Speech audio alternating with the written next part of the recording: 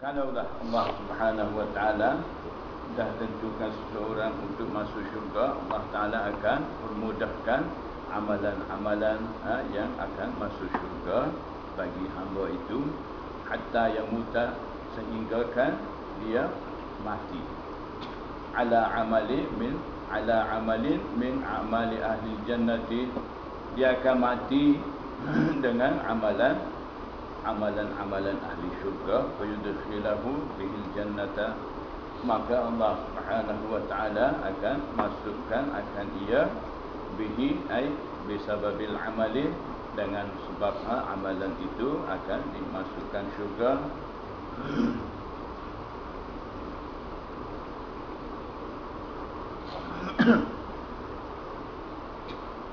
Wa idza khalaqal abda lin-nari ista'malahu bi'amali ahli an-nari hatta yamuta, dan apabila Allah Subhanahu wa taala ciptakan hamba untuk neraka, ista'malahu ay waffaqahu lil amali, Allah Subhanahu wa taala akan memberi taufik kepadanya untuk beramal amalan ahli neraka hatta yamuta, sehingga dia mati ala amalin bil a'mali ahli nari, terus dia mati dengan amalan di antara amalan-amalan ahli neraka, kemudian dia terus masuk neraka. Yudkhiluhu bin nar, rawahu Malik wa Tirmidzi wa Abu Dawud.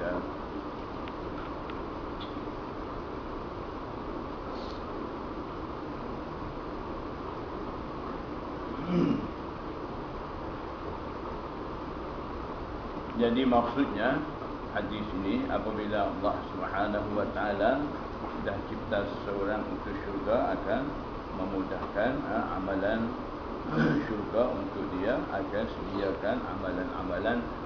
Jadi walaupun seseorang itu hidup dalam keadaan derhaka kepada Allah dan Rasul, kalaulah misalan dah tentu dia akan jadi ahli syurga, hampir-hampir mati, dia akan dapat menuju ke jalan yang benar. Ada satu hadis yang sebut apa, inna kullum muyassarun lima khuliqa lahu. Jadi setiap orang dipermudahkan bagi apa yang dijadikan baginya. Maknanya untuk apa Allah Ta'ala dah jadikan dia, untuk itu Allah akan mudahkan bagi dia. Jadi kalau dah untuk syurga, Allah Ta'ala akan mudahkan amalan syurga untuk dia. Jadi sebab tu memandangkan maksud hadis ini, kita tengok seseorang, kita nak menentu selalu tak boleh. Kalau kita tengok zahir seseorang, nampak wara, kita kata dia ni ahli syurga. Kalau nampak seseorang tu fasik fajir, kita pun terus hukum selalu dia ni ahli neraka. Itu memang tidak boleh. Sebab penentuan Allah Ta'ala ni bagi dia macam mana kita tak tahu. Untuk kita sendiri pun kita tidak tahu kita ni dijadikan untuk ahli neraka ke ahli syurga. Itu akan ditentukan pada masa akhir. Innamal a'malu bil khawatim. Jadi amalan-amalan semua akan ditentukan dengan kesudahan akhir. Jadi kalau khatimah bil khair, masuk syurga. Khatimah bisu, masuk neraka. Jadi siapa khatimah bil khair, siapa khatimah bisu, itu siapa pun tidak tahu. Kita sendiri, untuk kita sendiri pun kita tidak tahu. Jadi kita minta saja dengan Allah Ta'ala supaya kita disudahi dengan keadaan yang baik, dalam keadaan beriman, dan terus dapat masuk syurga. Jadi cuma kita boleh ciam tanda-tanda. Kalau tengok tanda-tanda seseorang itu duduk dalam keadaan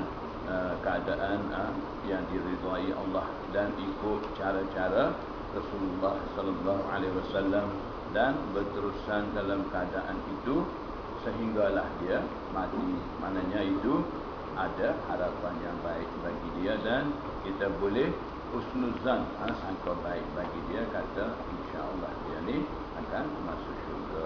Itu saja. Cuma tapi kita nak menentu seseorang masuk syurga, seseorang masuk neraka itu tidak boleh. Kecuali kita tahu betul-betul, macam Rasulullah SAW dah bagi tahu Abu Jahal, Abu Lahab, itu mati dalam keadaan kufur, boleh kita kata itu ahli neraka sebab itu dah ada bukti. Kalau tidak, kita tidak layak buat keputusan terhadap sesiapa saja. Wa an Abdullah bin Amr qala kharaja Rasulullah sallallahu alaihi wasallam wa fi yadayhi kitabani. Riwayat daripada Abdullah bin Amr, dia kata Rasulullah sallallahu alaihi wasallam keluar pada suatu hari, wa fi yadayhi kitabani, dan pada kedua-dua tangannya Rasulullah SAW ada dua kitab.